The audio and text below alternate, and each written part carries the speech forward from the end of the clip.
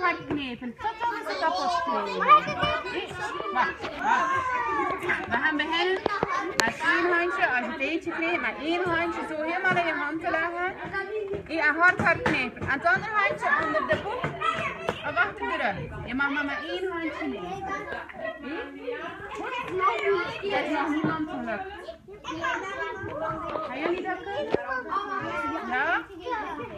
Zit maar je andere handje achter je rug? Nee, maar één handje. Anders, nee, zo helemaal mooi in je handje leggen en nu nepen. Probeer maar. Niet met je duim. Niet met je duim. Ja, en moet een keer wisselen van handje. Nee, wacht, wissel een keer van handje. Die andere handje. Ja, probeer maar met, je hebt eerst met dat handje, probeer niet met je andere. Niet met je duim, nee. Duwen, en heel je handje duwen. En lukt het al een beetje.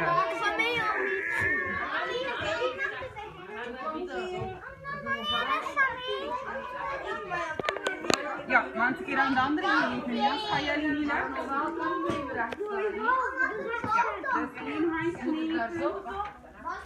Ja, probeer maar. Niet op de tafel, hè. Als je slaat, dan is het al een beetje kapot en dan lukt dat wel, hè. Maar als het niet kapot is, dan dan twee handjes proberen te breken. Dat lukt precies ook niet zo goed, hè.